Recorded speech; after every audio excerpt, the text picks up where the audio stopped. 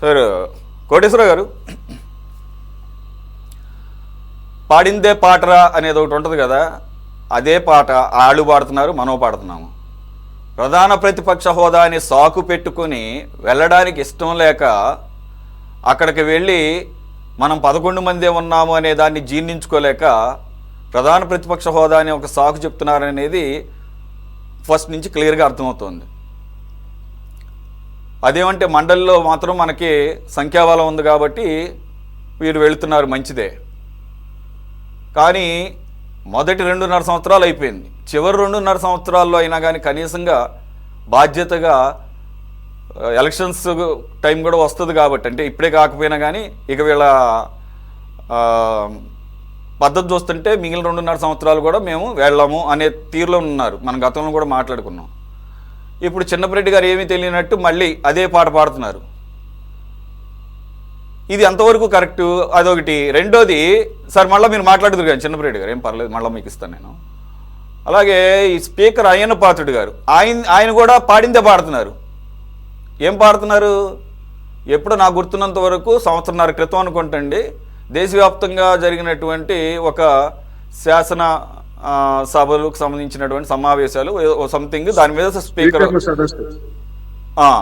Parliament Lok Sabha speaker కూడా dais మీద ఉన్నప్పుడు ఒక ఆయన, అది మరి అఫీషియల్గా తర్వాత రిటర్న్గానే పంపించారు లేదు నాకు తెలియదు, ఆన్ డయాస్ ఆయన విజ్ఞప్తి చేశాడు, ఇలా మాకు అసెంబ్లీలో మా ఆంధ్రప్రదేశ్ అసెంబ్లీలో ఒక సరికొత్త విచిత్రమైనటువంటి పరిస్థితి నెలకొంది, అప్పుడప్పుడు రాకపోవడం కాదు అసలు మొత్తానికే డుమ్మా కొట్టేస్తున్నారు, మరి వాళ్ళ మీద ఎటువంటి చర్యలు తీసుకోవాల్సిన అవసరం ఉంది, అట్లీస్ట్ చర్యలు కాకపోయినా కానీ జీతభత్యాల విషయంలో ఒక నిర్ణయం తీసుకోవాలి దేశవ్యాప్తంగా అని చెప్పేసి పార్లమెంటులో దీని మీద చర్చ జరగాలి, లేకపోతే ఒక చట్టం తీసుకురావాలన్నారు.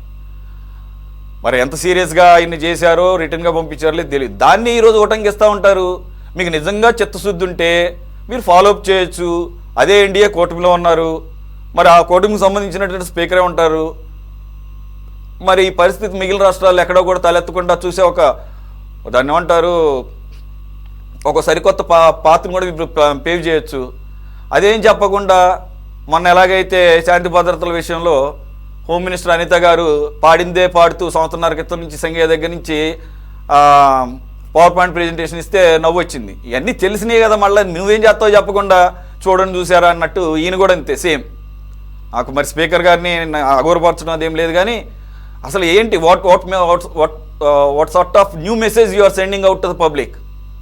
పాతది కాకుండా అంటే అది లేదు సార్. సురేష్ గారు, దీని గురించి గతంలో కూడా మనం చర్చించుకున్నాం. స్పీకర్ అయ్యన్న పాత్రుడు చెప్పినటువంటిది, లేకపోతే వైసీపీ నాయకులు చెప్పింది కూడా పదే పదే చర్చించుకున్నాము. నేను ఏమంటున్నానంటే, యాజ్ స్పీకర్ గా అయ్యన్న పాత్రుడు గారు లోక్సభ స్పీకర్ కి అఫీషియల్ గానే ఈ సిచ్యువేషన్ గురించి రాయొచ్చు, లేదు సభా కార్యక్రమాల నిర్వహణ లేదా పార్లమెంటరీ అఫైర్స్ మినిస్టర్ కి ఈ విధమైనటువంటి సవరణలు లేదా ఈ విధమైనటువంటి చట్ట సవరణలు చేయాలని చెప్పేసి స్పీకర్ గా అధికారిక హోదాలోనే రాయొచ్చు. అన్నింటికి మించి అటు రాజ్యసభలోను ఇటు లోక్సభలోను ఉన్నటువంటి తెలుగుదేశం పార్టీకి చెందినటువంటి వాళ్ళు కావచ్చు, లేదా జనసేన, బీజేపీ, ఈ 3 పార్టీలకు చెందినటువంటి వాళ్ళందరూ కూడా ఉన్నారు. వాళ్ళందరూ ఎందుకు నోరు మెదపటం లేదు, ఎందుకు తీర్మానాలు ప్రవేశపెట్టడం లేదు, ఎందుకు చట్టం గురించి నిలదీయడం లేదు అనేటువంటిది చూసుకోవాలి. ఎందుకు అంటే కేవలం ఒక రాజకీయ ప్రయోజనానికి లేదా రాజకీయ పరమైనటువంటి దాడి చేయడానికి మాత్రమే వాళ్ళు ప్రాధాన్యత ఇస్తున్నారు తప్ప, నిజంగా సిన్సియారిటీ గాని లేకపోతే చిత్తశుద్ధి గాని ఉంటే అఫీషియల్ గా ఒక లేఖ రాయండి. లేదు మేము కేంద్రం అటువంటి చట్టం చేసే ఉద్దేశం లేదు అంటే మీరు చేయండి. శాసనసభ అనేటువంటిది రాష్ట్రానికి సంబంధించి సర్వాధికారాలు ఉంటాయి. ఎమ్మెల్యేలని లేకపోతే మండలి సభ్యుల్ని సస్పెండ్ చేసే అధికారం ఉంది, బయటకు పంపించేటువంటి అధికారం, ఇవన్నీ ఉన్నప్పుడు ఈ విధంగా నో వర్క్ నో పే ప్రభుత్వ ఉద్యోగుల పట్ల మీరు అనుసరిస్తున్నారు కదా. అదే విధంగా ఎమ్మెల్యేలు, ఎమ్మెల్సీలు ఎవరైనా రాకపోయినా లేకపోతే ఈ విధంగా బహిష్కరించినా గానీ వాళ్ళకి ఏ విధమైనటువంటి పేమెంట్స్ ఉండవు అనేటువంటిది మీరు చేయండి. చేస్తే అది వివాదాస్పదం అయితే అది కోర్టుకు వెళ్తే అప్పుడు తేలుతుంది అసలు సంగతి. ఏమీ చేయకుండా ఊరికే సొల్లు కబుర్లు చెప్తూ ఎదుటి వాళ్ళ మీద దాడి చేయడానికి ఉపయోగించుకుంటే అది ఖచ్చితంగా అభాస్ పాలవుతారనేది నేను ఈ సందర్భంగా చెప్పదలుచుకున్నాను. రెండోది, వైసీపీకి సంబంధించి వాళ్ళకి గతంలో కూడా అనేక సందర్భాల్లో చెప్పాం. ఇప్పుడు మన చిన్నపరెడ్డి గారు ఈ మధ్య ఆయన డిస్కషన్కి వస్తున్నారు.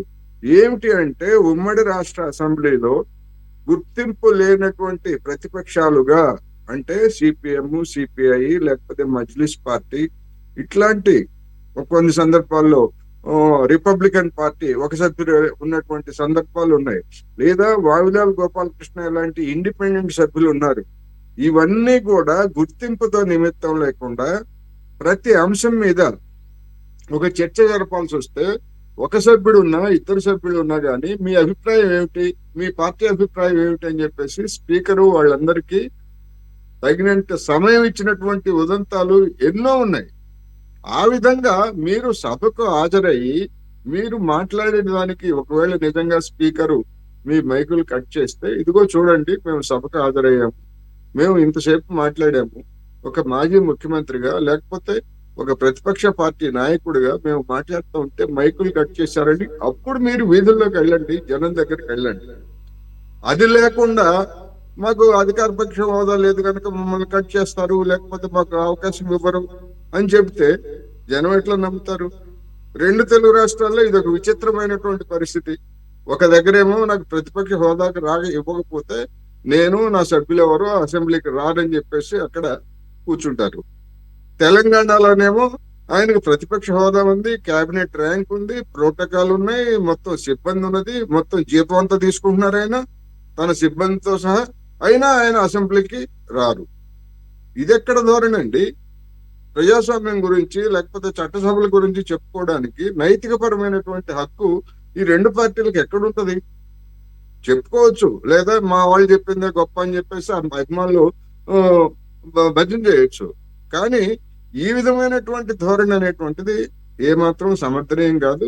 ఆ పార్టీలకు కూడా సమర్థనీయం కాదు. నేను చెప్తున్నా, వాళ్ళు అసెంబ్లీలో మాట్లాడకపోతే మరి ఆ ఎమ్మెల్యేలు వాళ్ళ నియోజకవర్గాల సమస్యలు కావచ్చు, లేదా ఇతరతర రాష్ట్ర ప్రభుత్వం చేసేటువంటి చట్టాల మీద కావచ్చు, అసెంబ్లీలో మాట్లాడితే వాటికి శాంటిటీ ఉంటది కావచ్చు తప్ప, బయట మేము ఆయన 100 విమర్శలు చేసుకుంటే దానివల్ల ఏం ప్రయోజనం ఉంది? ప్రాతినిధ్యం లేనటువంటి సిపిఎం, సిపిఐ ఇతర పార్టీలకి, లేదా ప్రాతినిధ్యం ఉన్నటువంటి వైసీపీకి పెద్ద తేడా ఏముంది? వాళ్ళకంటే, వైసీపీ కంటే సిపిఎం, సిపిఐ వాళ్ళు అనేక అంశాల మీద నిర్దిష్టంగా ఇదిగో ఈ విధంగా చేయాలి, ఇది తప్పు, ఇది ఒప్పు అని చెప్పేసి చెప్తున్నారు. మీరు అది కూడా చేయట్లేదుగా. ఇతర వ్యక్తిగతమైనటువంటి అంశాలు లేకపోతే మీకు అనుకూలమైనటువంటి వాటి మీదనే మాట్లాడతారు తప్ప మొత్తం రాష్ట్ర సమగ్రమైనటువంటి అంశాల మీద కూడా మీరు మాట్లాడట్లేదు కదా కనీసం. అందువలన వైసీపీ వైఖరి అనేటువంటిది ఏమాత్రం సమర్థనీయం కాదు. ఆ విధంగా సమర్థించుకుంటూ కూర్చున్నట్లయితే వాళ్ళకి తర్వాత జనంలో ఏ విధమైనటువంటి స్పందన వస్తుంది ఏమిటనేటువంటిది ఇప్పుడు తెలియకపోవచ్చు. తర్వాత ఎన్నికలప్పుడు కూడా తగినటువంటి స్పందన వాళ్ళు అనుభవించాల్సి వస్తుందనేది మాత్రం నేను చెప్పదలుచుకున్నాను. రైట్.